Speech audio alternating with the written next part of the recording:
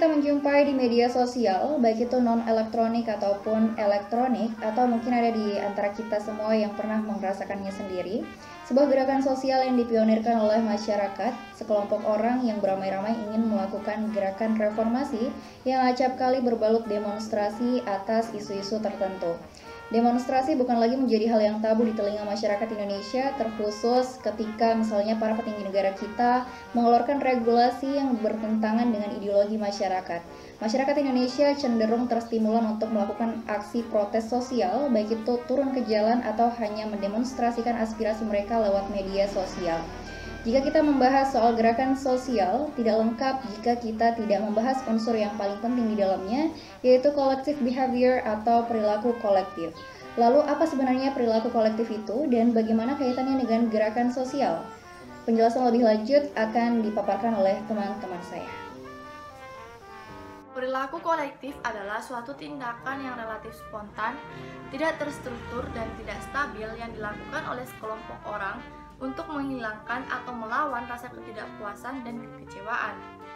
Biasanya perilaku kolektif ini berlangsung dalam kurun waktu yang cukup singkat, tetapi bisa juga berlangsung dalam kurun waktu yang cukup lama. Adapun 3 teori perilaku kolektif yang dikemukakan oleh para ahli. Yang pertama, teori penyebaran yang dikemukakan oleh Libon. Beliau berpendapat bahwa apabila terjadi suatu kerumunan, maka terjadi reaksi penyebaran emosional seseorang kepada orang lain, bahkan sampai identitas individu dan pribadinya lenyap dan yang tertinggal hanyalah ciri-ciri umum saja. Teori yang kedua yaitu teori interaksionis yang dikemukakan oleh Herbert Blumer. Beliau mengemukakan 2 pendapatnya. Yang pertama, perilaku kolektif seringkali irasional dan emosional. Yang kedua, perilaku kolektif muncul karena hasil dari reaksi lingkaran atau circular reaction yang terjadi dalam suatu konflik atau kerusuhan sosial. Yang ketiga adalah teori emergent norm yang dikemukakan oleh Ralph Turner dan Lewis M. Killian. Mereka mengemukakan pendapatnya yaitu bagaimana cara menekankan dan mempertahankan suatu norma yang baru. Yang kedua, suatu kerumunan dapat dilihat sebagai suatu unit, tetapi unit tersebut tidak bersifat homogen. Dan yang ketiga, perbedaan pandangan dan perilaku yang sebenarnya ada telah tidak dikenali lagi dan menjadi sesuatu yang tidak penting lagi. 6 faktor yang menjadi penyebab terjadinya perilaku kolektif. Yang pertama, structural conduciveness. Yang kedua, structural strength. Yang ketiga, growth and spread of generalized belief. Yang keempat, precipitating factors. Yang kelima, mobilization factors. Dan yang terakhir adalah the operation of solution control. Definisi perilaku kerumunan. Pada tahun 1895, Lebon menerbitkan buku The Crowd, A Study of the Popular Mind. Lebon berpendapat bahwa dalam pengertian sehari-hari, istilah kerumunan berarti sejumlah individu yang karena satu dan lain hal kebetulan berkumpul bersama. Namun, menurutnya dari segi psikologis, istilah kerumunan mempunyai makna lain, yaitu sekumpulan orang yang mempunyai ciri baru yang berbeda sama sekali dengan ciri individu yang membentuknya. Adapun faktor penyebab kerumunan menurut teori Lebon terbagi menjadi 4. 1. Anonimitas. Karena faktor kebersamaan dengan berkumpulnya individu-individu yang semula dapat mengendalikan diri, merasa dapat kekuatan luar biasa yang mendorongnya untuk tunduk pada dorongan naluri dan terlebur dalam kerumunan, sehingga perasaan menyatu dan tidak dikenal mampu melakukan hal-hal yang tidak bertanggung jawab. Kedua, penularan. Penularan sosial adalah penyebaran suasana hati, perasaan, atau suatu sikap yang tidak rasional, tanpa disadari dan secara relatif berlangsung cepat. Ketiga, keterpaduan. Orang-orang yang menonton festival musik pop dengan orang-orang yang menonton festival musik rock akan memiliki ciri-ciri yang berbeda. Orang-orang yang menonton festival musik rock cenderung akan lebih mudah menimbulkan keributan dibandingkan dengan orang-orang yang menonton festival musik pop. Keempat, suggestibility atau mudah dipengaruhi. Kerumunan biasanya tidak berstruktur, tidak dikenal adanya pemimpin yang mapan atau pola perilaku yang dapat dipanuti oleh para anggota kerumunan itu, sehingga dalam suasana seperti itu orang berperilaku tidak kritis dan menerima saran begitu saja, terutama jika saran itu meyakinkan dan bersifat otoritatif.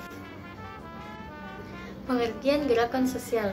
Gerakan sosial atau social movement adalah aktivitas sosial berupa gerakan atau tindakan sekelompok orang yang bersifat informal atau organisasi, yang biasanya berfokus pada suatu isu-isu sosial atau politik dengan melaksanakan, menolak, atau mengkampanyekan sebuah perubahan sosial.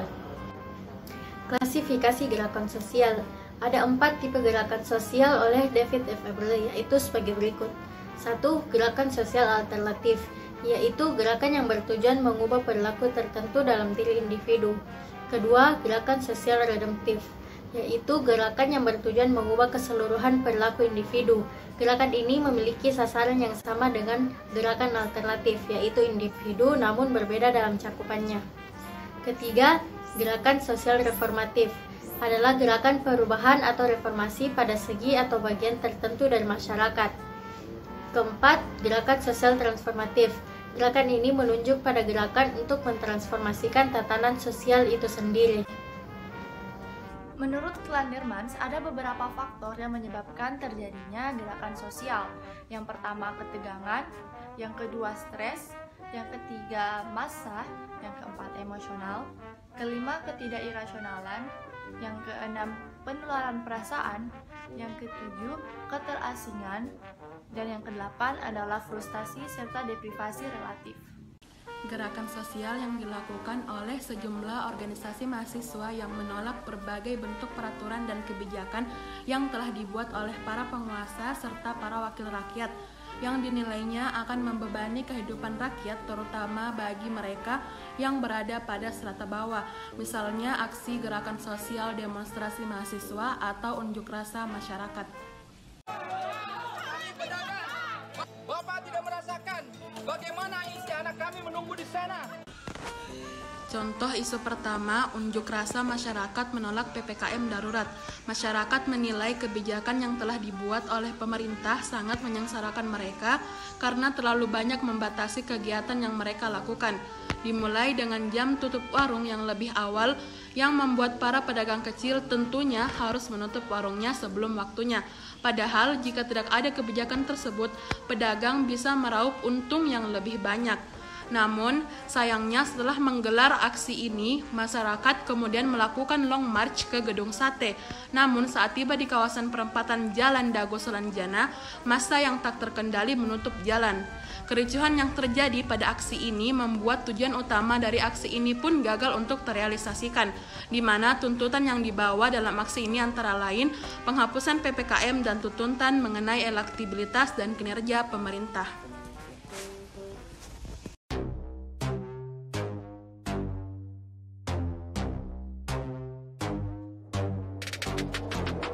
Saat demonstrasi menolak Omnibus Law. Menuntut audiensi terbuka saja dari perwakilan DPRD provinsi, silakan salah satu perwakilan turun ke sini karena kita tentunya nggak percaya kalau apa yang kita sampaikan akan Bapak sampaikan ke atasan, betul tidak? Contoh isu yang kedua, perilaku kolektif demonstrasi RUU Cipta Kerja. Dewan Perwakilan Rakyat atau DPR resmi mengesahkan rancangan undang-undang atau RUU Cipta Kerja dalam sidang paripurna 5 Oktober 2020 yang menuai sangat banyak penolakan dari masyarakat. Pasalnya RUU tersebut berisi beberapa hal yang dapat menjerat kaum buruh menjadi semakin tidak berdaya, serta tidak adanya pertimbangan yang dilakukan secara spesifik sebelum undang-undang tersebut disahkan. Bentuk perilaku kolektif ini bertujuan pada suatu tujuan dalam mengarahkan tindakannya untuk mencapai tujuan tersebut. Kumpulan orang yang berkumpul tersebut tidak memiliki elemen organisasi sosial serta divisi formal kerja, norma peran dan kepemimpinan yang diakui, melainkan perkumpulan yang berlangsung secara spontan dalam hidup mereka di masa sekarang. Mereka yang berkumpul kehilangan kendali diri dan pemahaman kritis karena mereka terinfeksi oleh suasana hati yang dominan melalui penggilingan dan penularan sosial. Hal serupa terjadi dengan massa demonstrasi yang turun ke jalan. Bergejolaknya semangat masyarakat berbondong-bondong turun untuk merubah kebijakan pemerintah yang dianggapnya sangat sewenang-wenang. Selanjutnya, beberapa solusi dalam menangani tindakan ricuh dan anarkis pada perilaku kolektif demonstrasi penolakan PPKM darurat dan rancangan Undang-Undang Cipta Kerja. Solusi yang pertama, Dilibatkannya kepolisian dalam aksi kolektif demonstrasi. Kepolisian dalam pelaksanaan demo atau unjuk rasa sangat besar. Kepolisian sebagai pihak yang bertugas sebagai pengaman dalam setiap unjuk rasa memiliki tata kerja dalam pelaksanaan pengamanan. Fungsi kepolisian yang berperan penting dalam pengamanan unjuk rasa adalah pasukan pengendalian massa atau Dalmas. Solusi yang kedua, melakukan upaya persuasif. Maksudnya yaitu peran pemerintah dan kepolisian dalam memberikan arahan, bimbingan, dan petunjuk kepada pengunjuk rasa, serta melakukan dialog interaktif dan himbauan melalui media elektronik kepada massa. Yang ketiga, mencegah penyebaran berita hoaks. Berita hoaks dapat memicu terjadinya aksi demonstrasi yang anarkis, jadi dengan menghentikan dan tidak membuat berita hoaks, maka aksi ricuh oleh para demonstrasi tidak terjadi. Kemudian yang keempat, memberikan hak-hak para demonstran. Setiap warga negara Indonesia berhak menyampaikan pendapat di muka umum, seperti mengeluarkan pikiran secara bebas. Maksudnya adalah mengeluarkan pendapat, pandangan, atau perasaan bebas dari tekanan fisik, psikis, atau pembatasan yang bertentangan dengan tujuan kemerdekaan, menyampaikan pendapat di depan umum. Yang kedua, memperoleh hukum. Dalam hal ini salah satunya adalah jaminan keamanan. Kemerdekaan berpendapat di muka umum juga diatur dalam Undang-Undang Nomor 9 Tahun 1998, yaitu tentang kemerdekaan menyampaikan pendapat di muka umum. Kemudian solusi yang kelima, melakukan tindakan hukum terhadap pelaku pelanggar anarkis. Maksud anarkis adalah tindakan yang dilakukan dengan sengaja atau terang-terangan oleh seseorang atau kelompok yang bertentangan dengan norma hukum, yang mengakibatkan kekacauan, membahayakan keamanan umum, mengancam keselamatan barang dan jiwa, merusak fasilitas umum atau hak orang lain. Dengan menindak perilaku anarkis, maka diharapkan juga memberikan edukasi masyarakat terhadap peraturan-peraturan yang tidak boleh dilanggar dalam melakukan aksi demonstrasi.